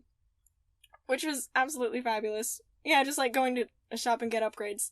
It's also, like, having that low wisdom is also kind of fun, because I feel like that's factored into maybe multiple rolls, where he's trying to figure something out, and then just ends up rolling really terribly. And then I could just, like, make my own little joke of just, like, oh, he's concussed from the last fight, so that's why he's not figuring things out real good. That's my own internal logic. He's just struggling right now, and that's the way it goes sometimes. That is the way it goes sometimes. It's very fun. I think it's also, like, out of everyone, I think maybe monks are the least suited for, like, a investigation-based campaign. Which is why I really hope that we can keep playing with these characters, because I really want to set you guys on, like, a dungeon crawl one-shot or something that, like, gives Orestein his moment in the sun. Yay! Haha. Just do, like, a little mini dungeon crawl arc in, like, the middle of this, like, murder mystery so we can figure out what's going on. Yeah. It's quite Send you fun. guys into a vampire den, except I think that might kill you.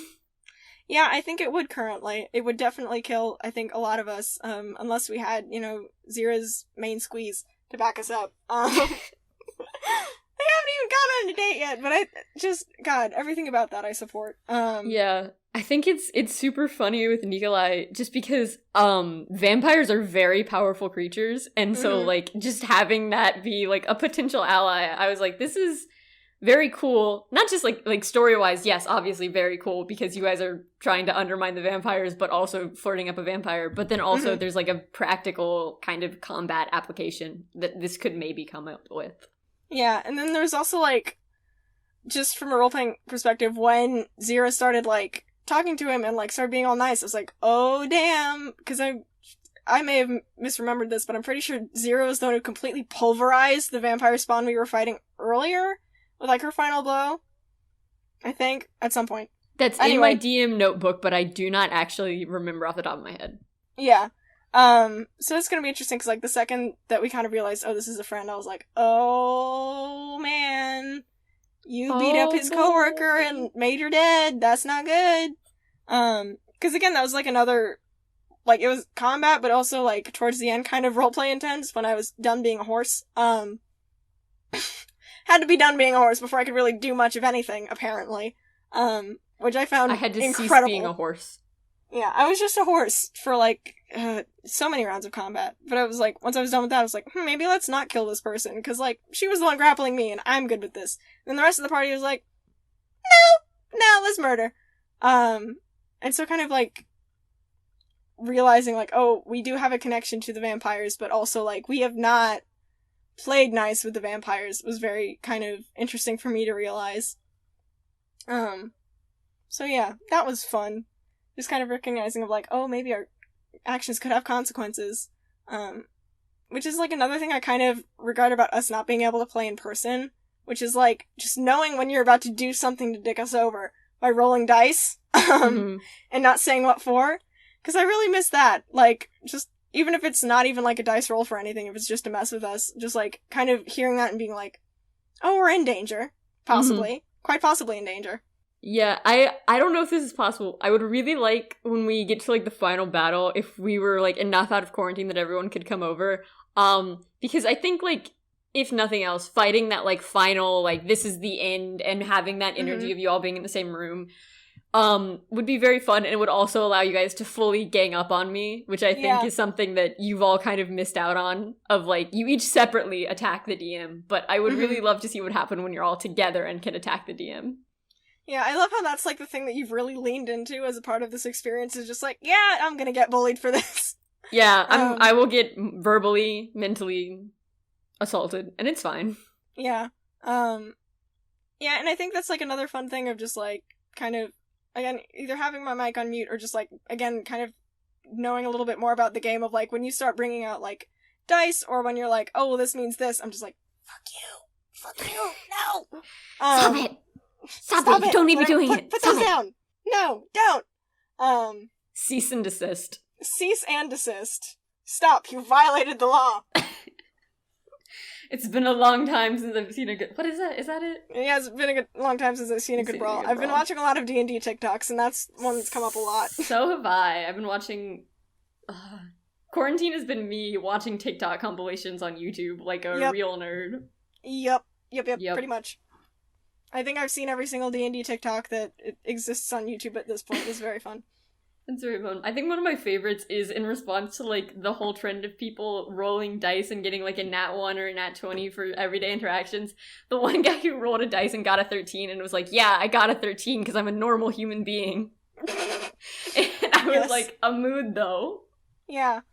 Yeah. I love that one. And also just, like, kind of recognizing, oh, there's a stereotype of, like, the horny bard and, like, the very upright and religious paladin and cleric, and then kind of realizing that got flipped for our campaign in a very major way of, like, yes, our bard is very monogamous and, like, loving and not interested in flirting with anything at all, and then our cleric and paladin are just, like, flirting with every single NPC we've seen thus far, except, I think, for Zira's dad, and that's very funny to me.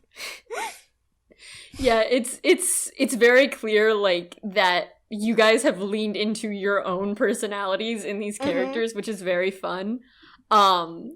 But it's very funny to see, like, the people who are chaotic in real life be chaotic in the game. Which is so good. Yeah. And I think part of that comes from, like, this is a party of beginners, and I think if, like, because all of those players, I believe, well, it's not Ryan's first time playing, but it's, like... And it's not Ellis's. Ellis is deep into D&D.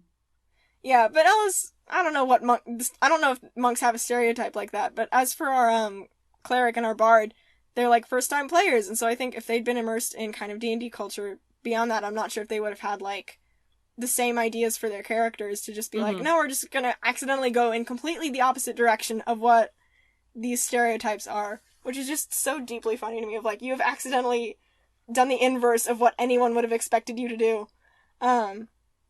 Yeah. I think it's also true that, like, I don't imagine several members of the party would be the class that they were if this wasn't their first time playing D&D. And then also, it's like, I think a lot of times you hear people talk about character creation as, like, they come in with concepts, and so it was very fun to start off with, like, a bunch of people who didn't really have character concepts, and then, like, watch them create their characters, like, or be a part of that character creation process from, like, the ground up, which is, like, very cool and interesting. Yeah.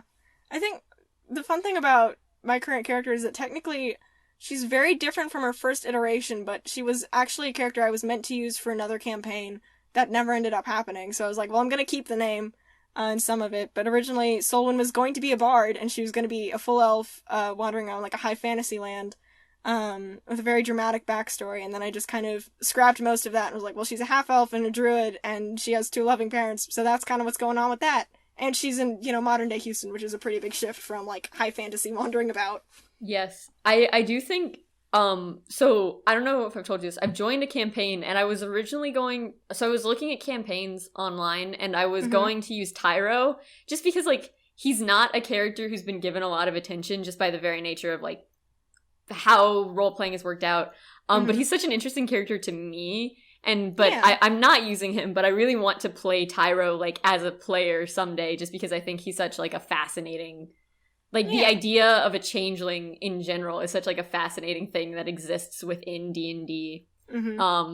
And is, like, super cool to look at, because one of my favorite things about changelings is that they have, one of their, like, racial features is that you get a skill proficiency, or a tool proficiency, but only when you're impersonating, like, this alternate personality, because changelings can, like, fully change their appearance. And so it's like, you gotta look like this person, and then you get their tool proficiency. And I was like, that's a wild thing for Wizards of the Coast to canonize, and I'm here for it. Such an extension of, like, dress for the job you want, like... Yeah. That's amazing. It's so funny. The fact that changelings are just like, yeah, at will, you can look completely different. And I was like, wild. I love that. That's the best thing.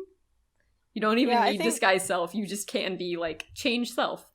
Yeah, and I think, like, the fun thing about designing Solon was just kind of like, well, I don't want to be completely basic and be an elf, but I also very much do want to be a little bit of an elf. So let's go with half elf, I think.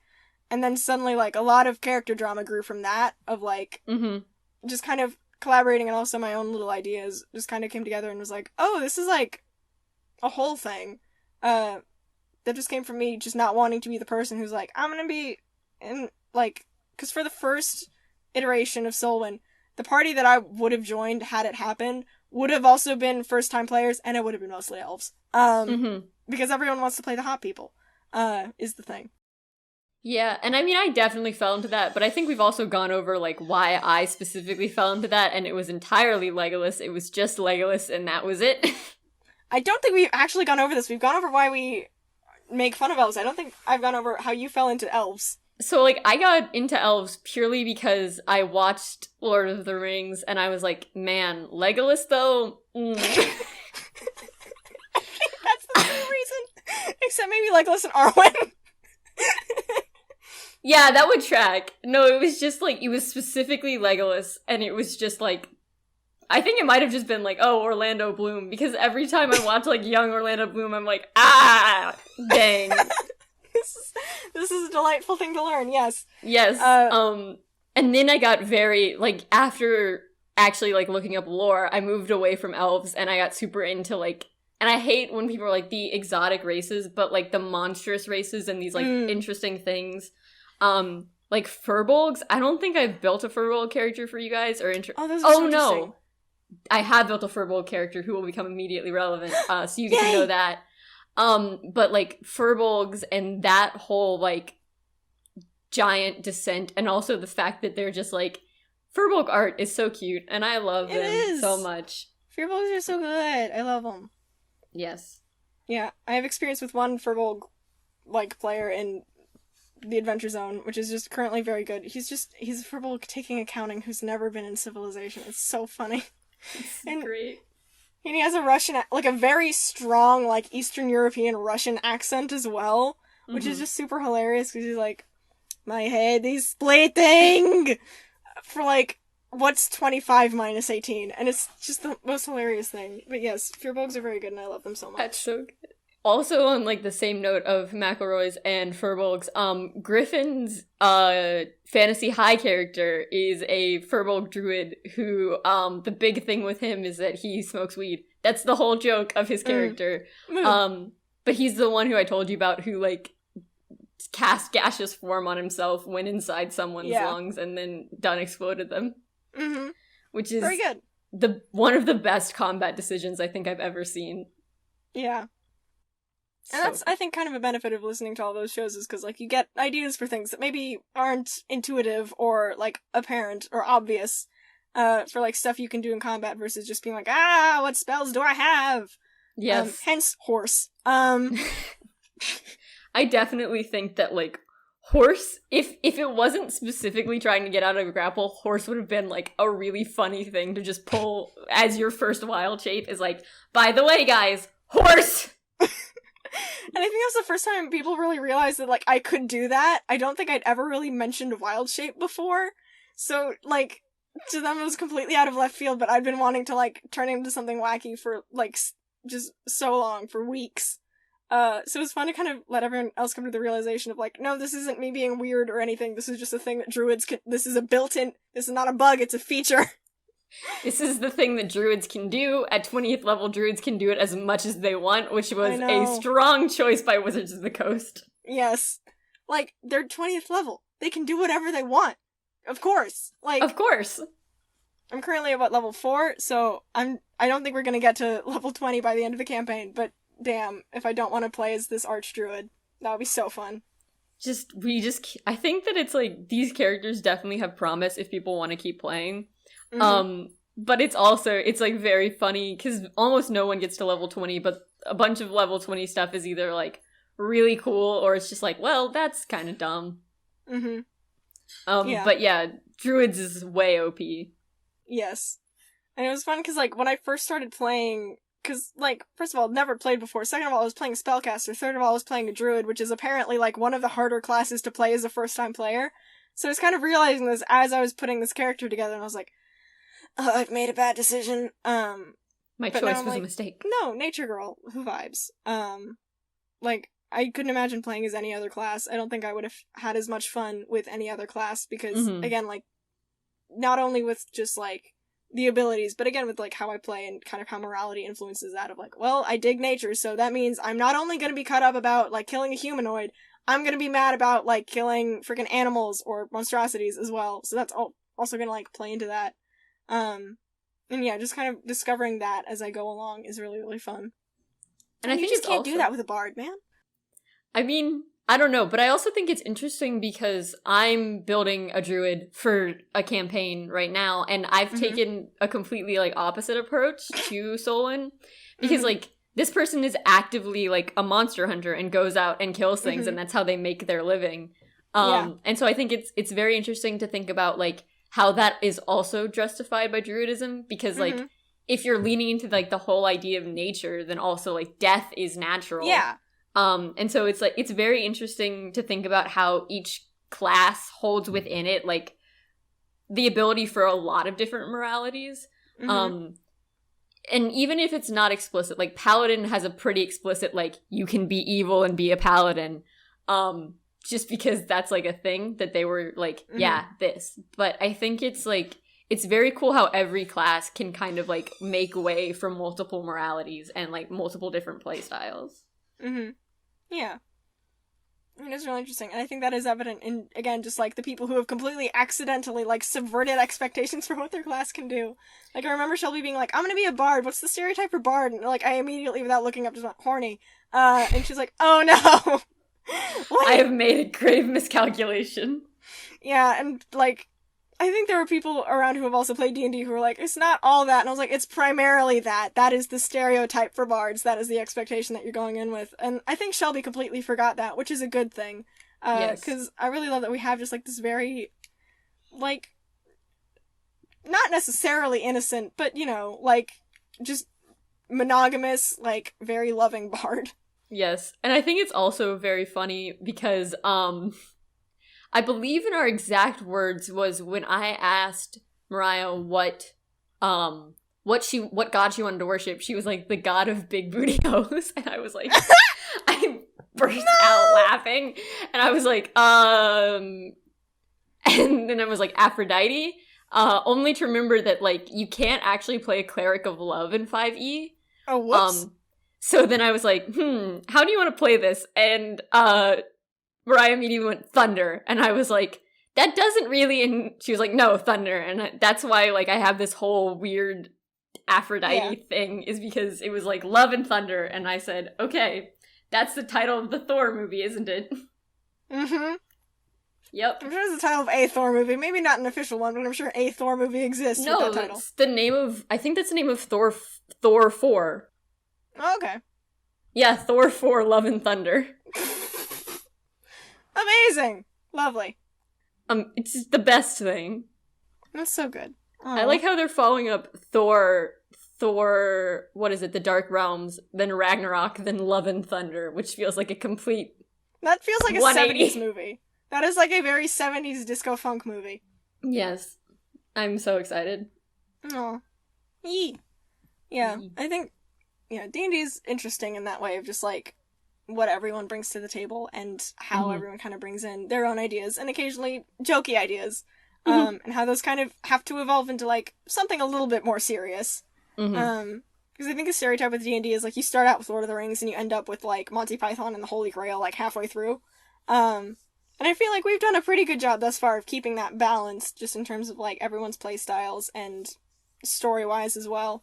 But it's still very funny to watch, like, people just go completely off the rails and just know in my heart, like, oh, this is what this game was designed to do. I think it's also, like, I think a main reason that we've been able to keep such, like, a good balance is because no one's trying to, like, force seriousness onto it. No one's like, oh, this has to be dark and gritty.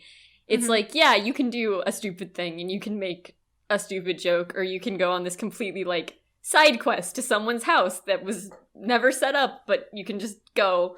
And I think that's like something that really makes the tone feel, when it is serious, it makes it feel natural. And when it is like, we're going to accidentally work our way up a series of vampire higher-ups, and get completely panicked about that, makes that also feel very natural.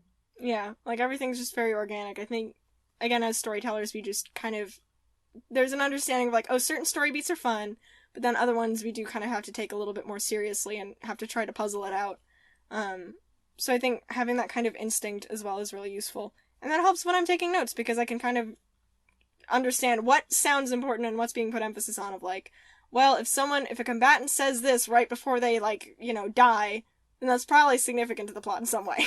Yeah. Generally speaking. Last words, important. Yes. I also think, I would say, just in addition to being storytellers, one of the things that I think really helps is that the majority of us are either, like, fiction writers or are, like, screenwriters.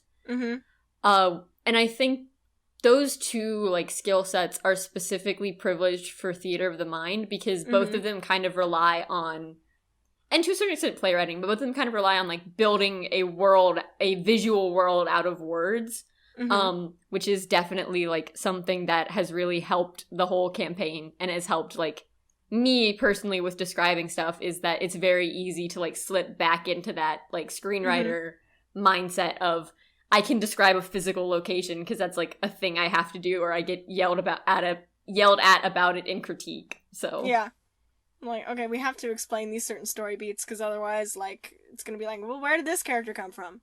And, like, yeah, that's all very, fun to do. And it's a fun thing to do with, like, backstory as well, because I'm, like, looking at stuff that I write and I'm like, oh, that could come up maybe, and then, like, but also knowing, like, it might not, it could just be a fun little thing that I have in my brain. But just kind of looking at this and being like, wow, this could be interesting. Or, like, I don't know, just seeing those kind of story beats of, like, I have an entire prequel movie for this character in my brain already. Just kind of preset, which is... I have a saga. Super interesting. Yeah, and I think something that I've just noticed about myself, like, as a character, someone's very sweet and, like, wholesome and loving. And then, like, as a player myself, I end up being kind of aggressive and sassy about it. Chaos. I am the peanut gallery. Which is weird, because that's also just not how I behave in real life. I'm generally not, like, I don't know, something, you just get me in front of a Skype chat and suddenly I am, like, the most sarcastic son of a gun ever known to man. So it's interesting kind of having to balance that of, like, no, I wouldn't say, like, Solon wouldn't say fuck off. I want to say that, but Solon won't do that, because that's not her vibe. I think it's also very funny because, like, the way that you, and maybe this is just, like, because we know each other, is, like, the way that you act on Skype is very much the way I act in person to people. With the very, like, sarcastic, facetious kind of... So it's very fun having someone, like, fill in that role when I can't be that, because, like, as a dungeon master, I have to be, like, serious and caring and, like, be very in the moment. And so, like, having someone else be the chaotic, sarcastic force is very fun. And it also is, like, it's very cool that it's someone who I know has observed me be sarcastic and flippant and is now getting revenge on me for that. Yeah. And it's, it's just an interesting thing to do, because I think, at the very start of this podcast was like, well, I write funny stuff, and so this is just an opportunity for me to write funny stuff, like, in the chat as we're all talking about stuff. Which I do have to kind of dial back on every now and again, because I do want to pay attention to things. But it is just funny, like, just seeing... like, someone's running, like, a very important, like, combat scene or something, and then I'm just off to the side, like, debating with someone over whether or not, like, breaking and entering, like, into, like, a criminal's house is technically a crime. Or something like that. Just kind of, like, that duality just constantly going on is very interesting. So I'm interested to see how that plays out when we're all in person suddenly. I think it's also true that, like, the nice thing about being on Skype is that I can then go back and, like, look at all the things that I missed or was unable to, like, pay attention to because I was doing something else, like, mentally. And so it is funny, but also a little bit sad that I realize that when we're in person, I'm not going to have that record. But it's also, like, I think it's very cool to be in person. And then also to play D&D in a way where you don't have that record, and so it feels, like, much more prescient and real. Yeah. And also I think that's probably going to limit a lot of crosstalk of just like, well, we can't actually have those debates if we actually want other people to be able to hear what the DM is saying. So it is interesting to kind of fill this, like, role of, like, you have to be suddenly very sincere, and my character is very sincere, and then I'm just out not doing that at all.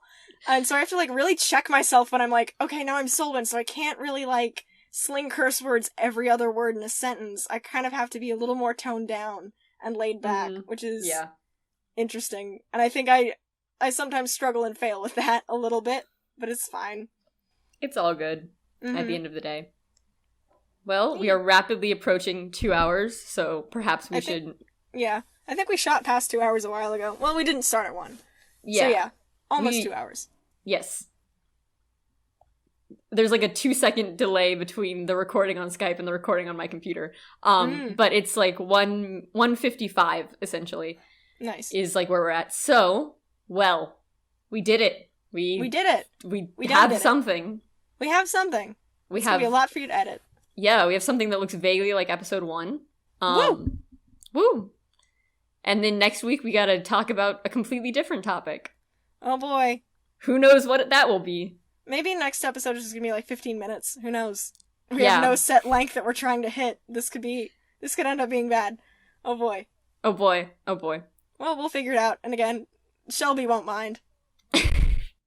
Shelby, you can tweet me and tell me what you want to hear on the podcast. Yeah, we're taking listener requests.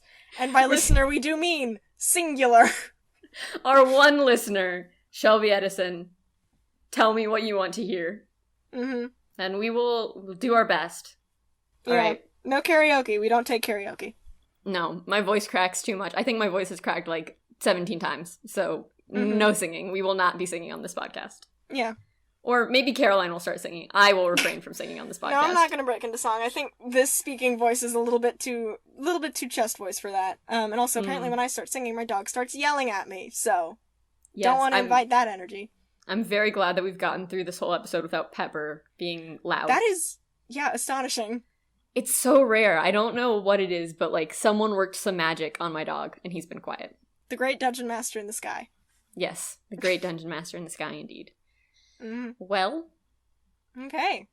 We don't have a sign-off, do we? Oh, we don't. We're just kind of ending it. Okay. I guess we can say bye, nerd. If we're going to start with hey, nerd, then we can end with bye, nerd. Okay. All right.